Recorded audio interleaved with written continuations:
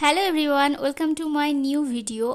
আজকে তোমাদের সাথে আমি শেয়ার করব আমার মিষ্টির মুখে ভাতের ভিডিও। তো চলো তোমরা ভিডিওটা স্কিপ না করে পুরো দেখো, আশা করছি ভালো লাগবে।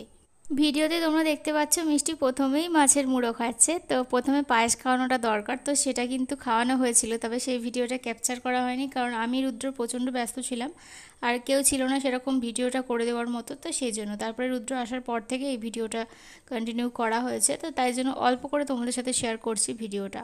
তোমরা হয়তো ভিডিওতে দেখতেই পাচ্ছ যে মিষ্টির দাদু মিষ্টিকে খাইয়ে দিচ্ছে, সাথে মিষ্টির দিদা খাইয়ে দিচ্ছে। হয়তো মুখটা দেখতে পাচ্ছ না, পাশ দিয়ে হাতটা দেখতে পাচ্ছ জাস্ট খাইয়ে দেওয়ার।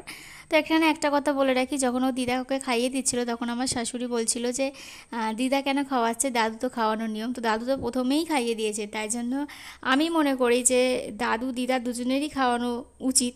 কারণটা হচ্ছে আমি মনে করি যে যে মানুষটা মানে বাচ্চাটা হওয়ার পর থেকে যার যার কাছে এতগুলো টাইম কাটালো, 6 মাস ধরে কাটালো, যাকে নিয়ে সে মানে তার টয়লেট পরিষ্কার করা থেকে শুরু করে সব কিছু সে দেখভাল করলো, তার জামা কাপড় কেচে দেওয়া সমস্ত কিছু করলো, সেই মানুষটা কেন তাকে ভাত খাওয়াতে পারবে না? এর কারণটা কিন্তু কেউ বলতে পারবে না। তবে আমি মনে করি যে সে যখন এতগুলো দিন এই এই ছোটো বাচ্চাটার জন্য এত কিছু করেছে, তাকে আঁকলে রেখেছে বুকের মধ্যে, তো সে পারে সমস্ত কিছুই করতে, সে পারে খাওয়াতে, সে পারে সব কিছু করতে। এখনও পর্যন্ত আমি যখন ওই বাড়ি যাই তখন কিন্তু আমাকে এই মিষ্টিকে নিয়ে কোনো রকম চিন্তা করতে হয় না। আমি শুধু যাওয়া মাত্র, যাওয়া থেকে শুরু করে আসার মানে আগের মুহূর্ত পর্যন্ত মিষ্টি শুধু আমার মায়ের কাছেই থাকে। মাকে ছাড়া কিচ্ছু চেনে না। ও হয়তো এইটুখানি বাচ্চা হয়ে ওর মনেও এইটা আসে, ও কিন্তু বোঝে এই জিনিসটা, আমার এটা মনে হয়। ও যাওয়া থেকে শুরু করে একটুও মাকে মানে ছাড়বে না, আমাকে তখন ও চিনতেই পারে না। শুধু ঘুমানোর সময় ওর আমাকে দরকার পড়ে, ব্যাস, আর কিছুর জন্য ওকে আমাকে দরকার পড়ে না। তো ও এই ছোটো মনে বোঝে, কিন্তু বড়রা কিছুতেই বুঝতে চায় না এই ইমোশনগুলো, এই জিনিসগুলো। সেটাই আমি মাঝে মধ্যে ভাবি, যে ওই জন্য অনেকে বলে থাকে দেখবে শিশুদের মন খুবই পরিষ্কার হয়।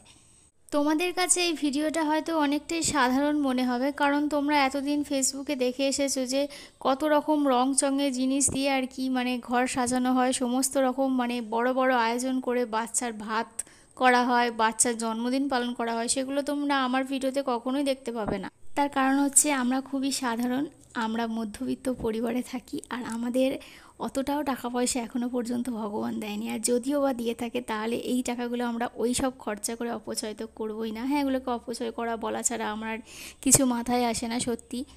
তো এত এত অতিরিক্ত বাড়াবাড়ি করার তো কোনো দরকার নেই। আগে তো এইসব কিছু ছিল না, এখন মানে মানুষ যেটাই দেখছে সেটাই করছে। এই জিনিসগুলো আমার মোটে পছন্দ নয়। আমাদের যতটা সামর্থ্য তার মধ্যেই থাকতে ভালোবাসি। অতিরিক্ত লোকজনকে দেখিয়ে বাড়াবাড়ি করাটা আমার মোটে ভালো লাগে না, আর আমার হাজব্যান্ডেরও ভালো লাগে না। ও হয়তো বাড়াবাড়ি করতে চাইলেও আমি এই জিনিসটা একদমই পছন্দ করি না।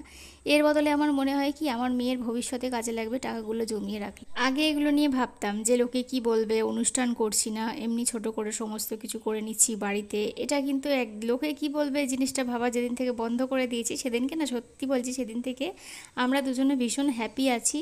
এই যে আমি ভিডিও করি, লোকে অনেকে অনেক কথা বলে, হয়তো কেউ সামনে বলে কেউ পিছনে বলে, তাতে আমাদের কিছু যায় আসে না, কারণ আমরা জানি আমরা কোনো ভুল কাজ করছি না। তাই বলছি নিজেরা এগিয়ে যাও, আর লোকের কথায় অত কান দিও না। লোক তো সবসময় বলবেই, বলা তো তাদের কাজ।